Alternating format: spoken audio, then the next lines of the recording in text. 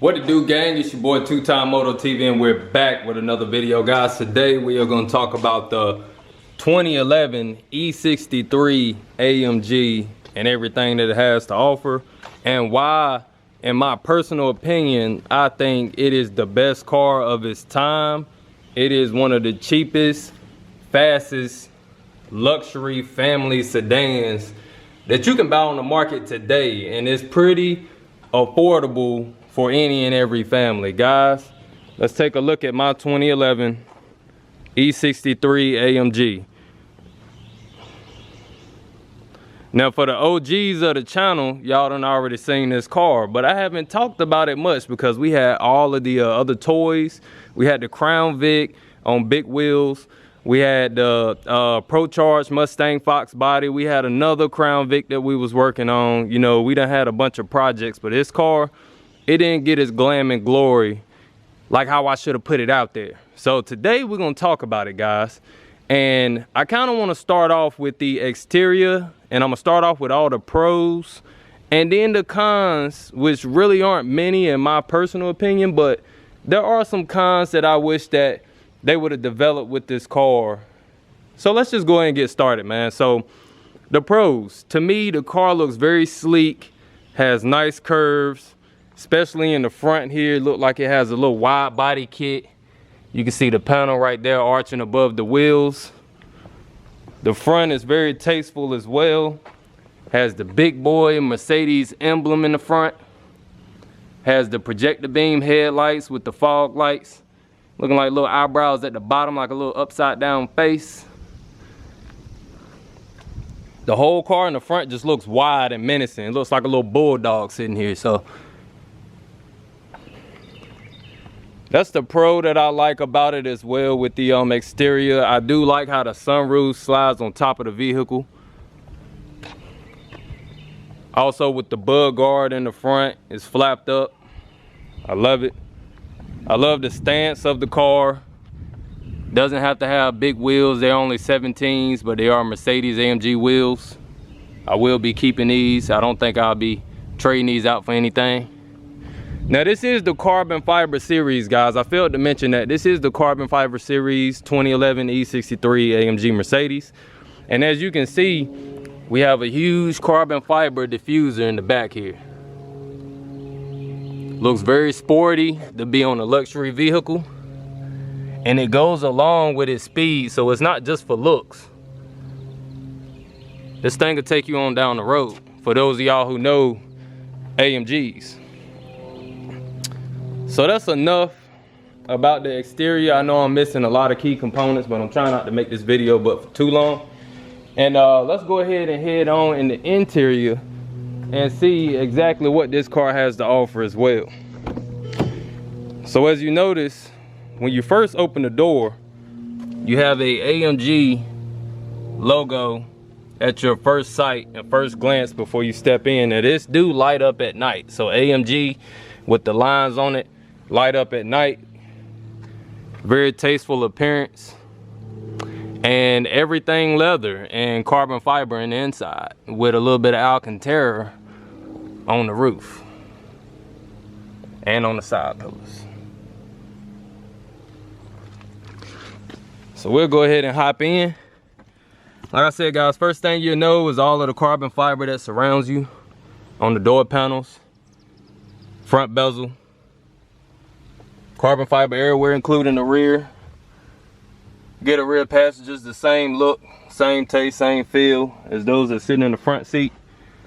AMG badge on both seats.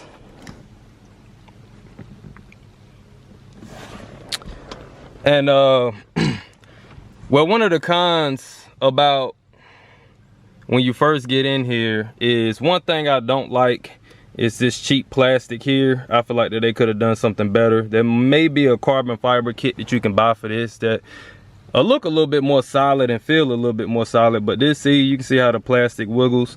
That is the cheapest thing in the inside of this vehicle, and I do not care too much for that. But you do have two cup holders. Excuse the mess in the car, guys. I have not cleaned this car out. I will be taking it to the wash and vacuum today. Next thing you'll notice is a 7-inch plus infotainment system screen. Let's go ahead and start it up. It grants you with the Mercedes-Benz when you turn the car on. Infotainment system is a Dolby surround sound system. This car is equipped with navigation as well. As you guys can see, the map came up instantaneously. No issues with that. I don't have any issues with it losing signal. And also in audio,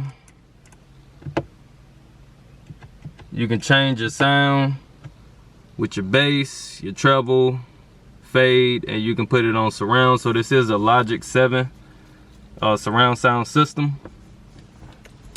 And the display for the driver, the gauges, you have your oil temp gauge, you have your RPM, you have your mile per hour gauge, which displays 200. You have your clock, and you have your gas meter. So the middle of the screen, you could go through and change a bunch of settings of how you want this screen to display. I'm not gonna go through all of that in this video. If you guys want to see a separate video on that, please comment below. So like I said, this video is just basically giving you a gist of what this car does have to offer and why I think it's one of the best luxury sedans known to man, to this day, cheapest sedan that you can purchase. This car does have pedal shifters up and down, and I like how it turns with the steering wheel instead of being fixed, because if you're turning your wheel, then you constantly have to just, you know, find where your shifters are. For those cars that do have the shifters that's just stationary, that just stay here even when you turn in the wheel, they just still there. So I like how, you know, as you're turning the wheel, you can still be engaging up and down shifts. This car is equipped with cruise control. I feel like that they could have done a little bit better with this, because when I first got this vehicle, guys, I was using this or trying to use it as my turn signal and the turn signal was down here, but it just takes a little getting used to. But other than that, it's not a make or break. You do have a telescopic steering wheel that I do like. So say for instance, if you're short, tall, whatever, big, little, your steering wheel is able to go in. As you guys can see, it moving in, and it's moving in manually. Well, automatically at a push of a button, I'm sorry. And you can see the steering wheel coming out. And it comes out pretty far. So you can do that while you're driving. I wouldn't recommend it, but go ahead and set your steering wheel before you take off. The seat goes up, down, front, back, leans forward. Everything is automatic at a push of a button. Also, you have comfort mode, sport, sport plus, manual, and race start. So comfort, the suspension is very loose. It's basically for everyday riding trips, whatever, riding in town. Sport, the gears are a little bit more snappy. The suspension is a little bit stiffer. Sport plus, I mean, hands down, it's just an all-out track race car in. Everything is stiff. The gears are very, very snappy. And I mean, the RPMs, I mean, they can shoot all the way up to close to 7 before it shifts. So it gives you basically all of the speed that this car is able to produce. Manual will allow you to pedal shift, and these are real pedal shifters instead of it wanting to shift for you. So you can tack this thing all the way out and blow the engine if you don't shift. So it is a true manual for the pedal shifters. And race start is launch control. So you will be guided like some of the newer model vehicles on the infotainment here of what to do to put it in launch control. You can hold down the pedal and then it'll give you a countdown of when it will launch and the car will take off. So you have sport for traction, then you have traction control off here. I turn that off sometimes, but since my tires are pretty bald from doing a lot of spins and tricks in the vehicle, I pretty much keep it on until I can get some better tires to put on the rear. And this is your suspension dampener, so that tightens up the firmness. So if you got one, then it's semi-tight. If both lights are lit up, then that's as tight as the suspension can get. You can also use your dampeners for comfort mode, even though Sport and Sport Plus will apply these dampeners automatically. And this AMG symbol here is to set any of these settings for your liking. So when you first get in the vehicle, it always default to comfort mode. So you can hold down this button here, and any settings that you did have up here, let's say for instance, if you had in Sport Plus with traction control off and your dampeners set to mild, then the only thing you gotta do is hold this button and everything will apply. This is just for the infotainment system. So you can turn the knob, you can press it up, press it down, press it side, side, and spin it.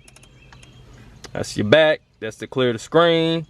You can also push it in to toggle like okay, or if you want to apply a setting. So I like how all of this is set up and everything feels firm with the buttons. Like I said, I just don't like these plastics. So this is pretty cool as well. I like how the center console open. I'm trying to get you guys out of the light so everything is not glaring. But if you push this button here, pops up both sides. And it's the same on this side. You push that button, both sides pop up. You can have the option to close one side or close both. You can close either one of them any direction. It's not one that you got to close first and then the other one. You can close either one of them that you want to first. You do have storage here in the front of the compartment of the seat. And you got a little storage in front of the driver's seat as well, little compartment. Pretty firm as well. As you guys can see, I had this car for it'll be a year going on I believe August, and I still got the car mat in here. So we're going ahead and start the car up.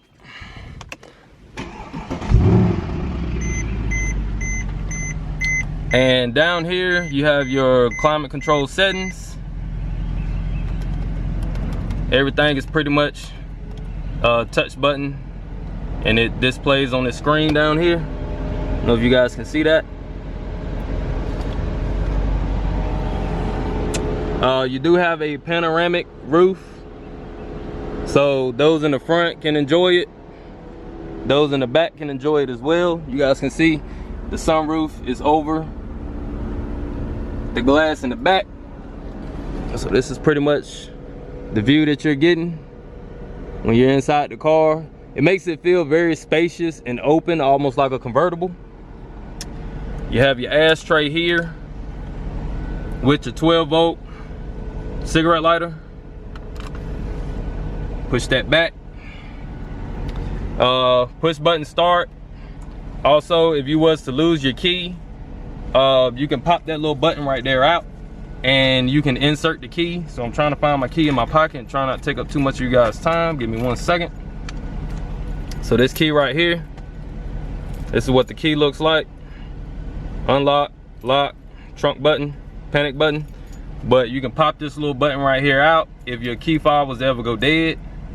And you can just insert this and turn it. So it's not like a key or anything, but you know, you can put that in there and turn it, start the car. All right, moving along. Well, let's stay up here at the front. So you guys see the sunroof coming back forward. That's the view of the glass and all in all. Also, you have your shades that go front and back. Guys, with this car being fast and luxury, I mean, it almost feels presidential. So you also can control the back headrests, which are 3 of them. You can push that button there, hold it in, it drops them down. Then you can manually raise them. Also, you have your curtain in the back. Once again, very presidential.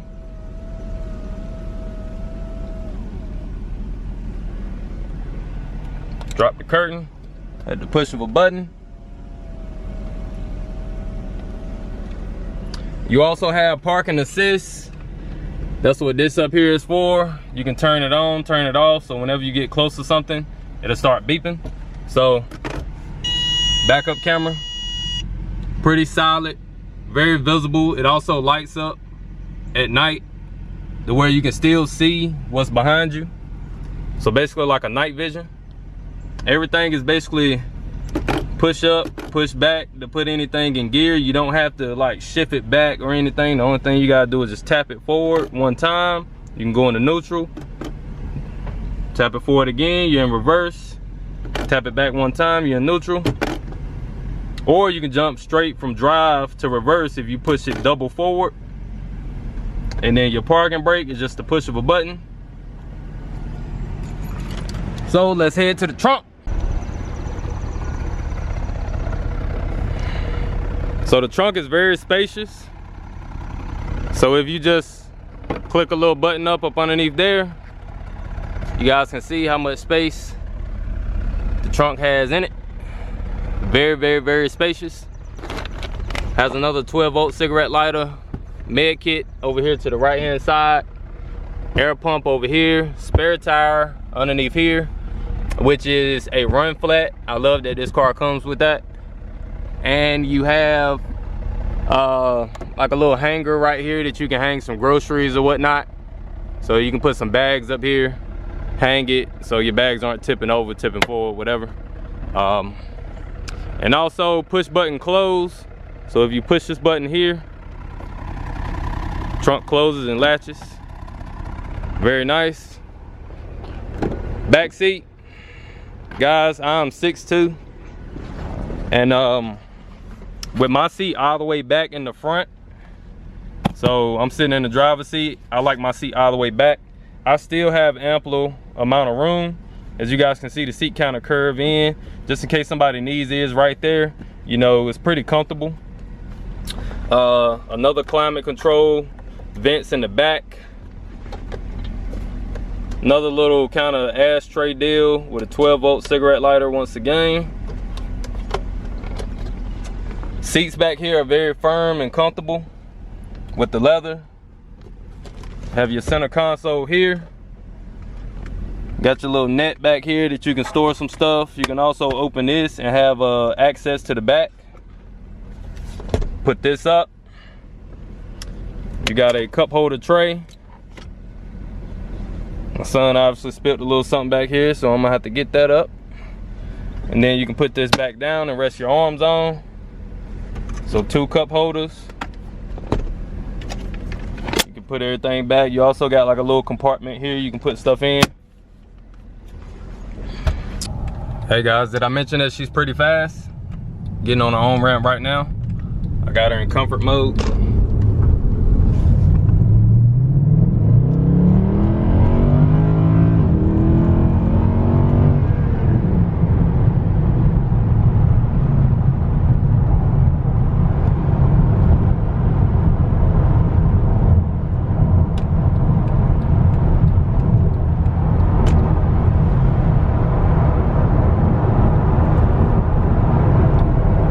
Got 200 on the dash, and you can see how fast the needle climbed up.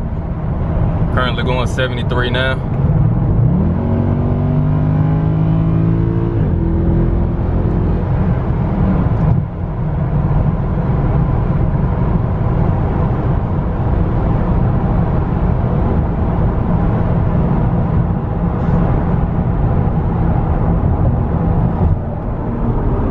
So even in comfort mode, man, she get busy.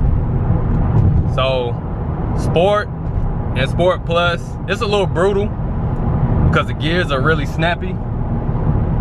So comfort mode can do anybody justice. Comfort mode, when you're starting from 0 mile an hour, the car starts in 2nd gear.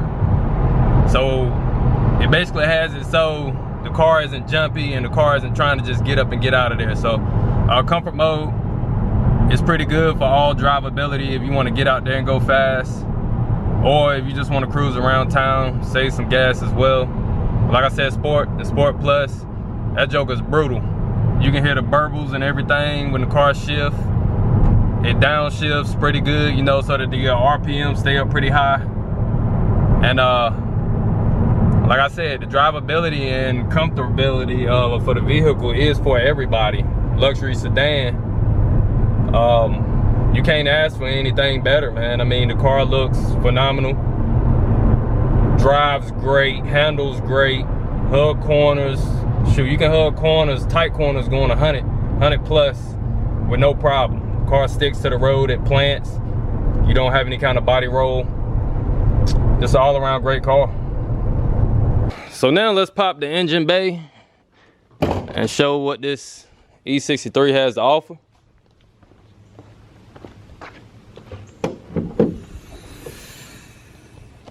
She has a big boy 6.3 naturally aspirated engine.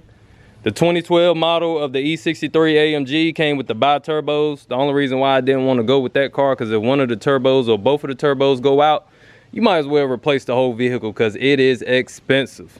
So I like my vehicles naturally aspirated. Unlike my Fox body Mustang, you can pretty much beat up on that car, replace parts, and still don't lose any kind of sleep. But with an expensive luxury vehicle, a semi-expensive, or was expensive at one point in time, I didn't want to having, you know, to replace turbos and do all of the other nonsense when this car actually produces, to me, a little bit more horsepower than the bi-turbos. Think about it, you got turbo lag, and then you got any other issues that will come with turbos. Turbos start to lose its compression over time. Vehicles start to slow up a little bit more. You can pretty much tell the noticeable difference. Naturally aspirated. The only thing you gotta do is just replace a couple little warm parts here and there if you ever have any issues or feel like you're losing power. So 6.3, this came in the 2010 and 2011 E63 AMGs. Like I said, the year after that was the bi-turbos. So I pretty much got a needle in a haystack with this car for it to be the carbon fiber series and the last year make and model of the naturally aspirated E63 AMG. But you can still find them online, guys. These cars are going for, I've seen from 20 to 29,000 depending on the mileage. Now I didn't see any carbon fiber series on there, but I pretty much think that it's gonna be a little bit more expensive if you buying a full package like what this car has to offer. A lot of them also do not come with the little rear lip spoiler here. I like that spoiler, but I pretty much want a little ducktail, so I may end up deleting that and putting a little ducktail spoiler on there later on, just to give it more of a menacing luxury slash sports car kind of look. So yeah, gang, that'll pretty much wrap up things about this vehicle. Like I said, I just pretty much briefly just went over everything. Well, not everything, but just, you know, the minute details. Oh, the cons that I don't like is that I wish that it had a semi-wide body on the back. Now, she don't have the hips that go with the tatas in the front, but she do got the booty. So I'm still in love. Like I said, there was one little minute detail or one little other con that I did not like about the car, that I wish that they could have just put this wide body frontal on the hips of her and just made her just look like an angry dog, man, just sitting here. So yeah, that's it. That'll wrap this video up. A lot more to come. I plan on modding this vehicle, top tier, everything. I'm not gonna cheap out with nothing. You know, we done that in the past and it got us nowhere. So you guys stick with me, man. Hopefully you guys get out there and get y'all one y'all selves, because these cars gonna end up going up in value as more electric vehicles is coming out. Now I know y'all seen the electric AMG. I mean, it's cool because it's new and we haven't seen it, but if you haven't seen it, go check it out. I'm not really a big fan yet. Maybe it'll sell me or whatever when I go and take a look at the car in person, or maybe take a drive in it, but it just haven't sold me with the looks. Like I said, I love my engine sound. Yeah, just can't get away from that, man. Everything's going electric nowadays and I'm not just a big fan of it. But yeah, that'll pretty much wrap up this video, guys. Two-Time Moto TV out. Make sure y'all sub, smash that like button, drop them comments below if you got any questions or anything else that you want to see on this E63 AMG. Let me know in the comments below and I will end up making a video of it. So thank you. Two-Time Moto TV out, and until next time, peace.